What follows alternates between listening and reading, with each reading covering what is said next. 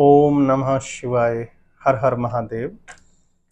आज के इस वीडियो में हम शिव पुराण में श्री रुद्र संहिता के 20वें अध्याय को पढ़ेंगे और सुनेंगे।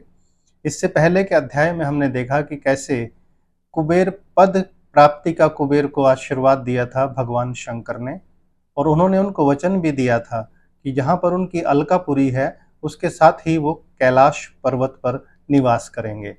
तो इस 20वें अध्याय में हम पढ़ेंगे कि कैसे भगवान शिव का कैलाश पर्वत पर गमन हुआ। ब्रह्मा जी बोले, हे नारद मुनि, कुबेर के कैलाश पर्वत पर तप करने से वहां पर भगवान शिव का शुभ आगमन हुआ।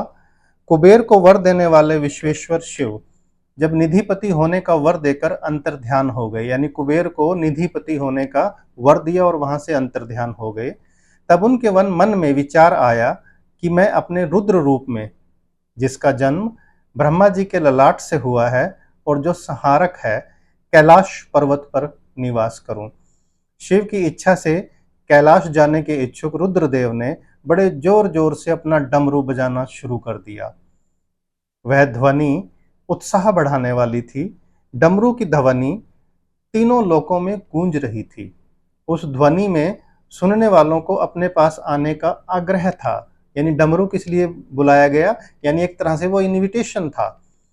उस डमरू ध्वनि को सुनकर ब्रह्मा, विष्णु आदि सभी देवता, ऋषि मुनि, वेद शास्त्रों को जानने वाले सिद्ध लोग बड़े उत्साहित होकर कैलाश पर्वत पर पहुंचे।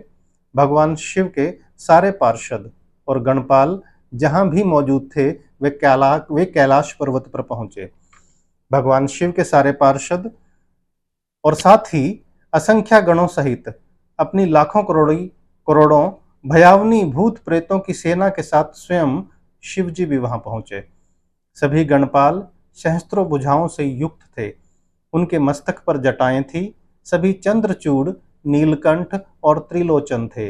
हार, कुंडल, केयूर तथा मुकुट से वे अलंकृत थे। भगवान शिव ने विश्वकर्मा को कैलाश पर्वत पर निवास बनाने की आज्ञा दी। मैं आपको फिर से याद दिला दूं, जैसे ही कुबेर पद दिया गया कुबेर को, तो उनको ये भी वचन दिया था भगवान शिव ने कि जहां आपकी अलकापुरी है उसी के पास मैं कैलाश पर्वत पर निवास करूंगा। उसी के अनुसार भगवान शिव ने विश्वकर्मा को बुलाया और उनको कैलाश पर्वत पर निवास बनाने की आज्ञा दी।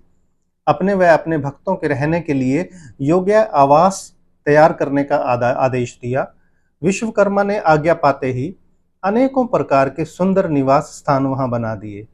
उत्तम मुहूर्त में उन्होंने वहां प्रवेश किया।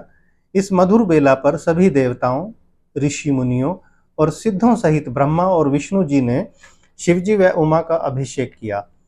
विभिन्न प्रकार से उनकी पूजा अर्चना और स्तुति की। प्रभु की आरती उतारी। उस समय आकाश में फूलों की वर्षा हुई। इस समय चारों ओर भगवान शिव तथा देवी उमा की जय जयकार हो रही थी। सभी की स्तुति से प्रसन्न होकर भगवान शिव ने उन्हें उनकी इच्छा के अनुसार वरदान दिया तथा उन्हें अभिष्ट और मनोवांछित वस्तुएं भेंट की। तत्पश्चात भगवान शंकर की आज्ञा लेकर सभी देवता अपने अपने निवास स्थान को चले गए। कुबेर भी भगवान शिव की आज्ञा पाकर अपने स्थान अलकापुरी कहाँ है? कैलाश पर्वत के साथ ही वहां पर चले गए। तत्पश्चात भगवान शंभु वहां निवास करने लगे।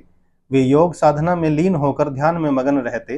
कुछ समय तक वहां अकेले निवास करने के बाद उन्होंने दक्ष कन्या देवी सती को पत्नी रूप में प्राप्त कर लिया। देवर्षि, अब रुद्र भगवान देवी सती के साथ वहां सुखपूर्वक विहार करने लगे। हे नारद, इस प्रकार मैंने तुम्हें भगवान शिव के रुद्र अवतार का वर्णन तथा उनके कैलाश पर आगमन की उत्तम कथा सुनाई है। तुम्हें शिवजी व कुबेर की मित्रता और भगवान शिव के विभिन्न लीलाओं के विषय में बताया है। उनकी भक्ति तीनों लोकों का सुख प्रदान करने वाली तथा मनोवांछित फलों को देने वाली है। हमने हर अध्याय में लगभग पढ़ा है कि भगवान शिव की भक्ति भोग और मोक्ष दोनों देने वाली है। इस लोक में ही नहीं, परलोक में भी सद्गति प्राप्त होती है। इस कथा को जो भी मनुष्य एकाग्र होकर सुनता या पढ़ता है, वह इस लोक में सुख और भोगों को पाकर अंत में मोक्ष को प्राप्त होता है। नारद जी ने ब्रह्मा जी का धन्यवाद किया और उनकी स्तुति की। वे बोले कि प्रभु, आपने मुझे इस अमृत कथा को सुनाया है। आप महाज्ञानी हैं, आप सभी की इच्छाओं को पूर्ण करते हैं। मैं आपका आभारी हूँ। शिव चरित्र जैसा श्रेष्ठ ज्ञान आपने मुझे दिया है। हे प्रभु, मैं आपका बारंबार नमन करता हूँ।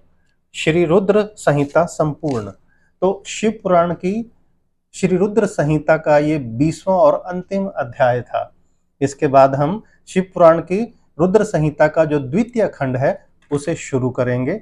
आशा है सभी शिव भक्ति में लीन होकर उसको सुनेंगे और सभी को भगवान शिव का आशीर्वाद मिलेगा। ओम नमः शिवाय।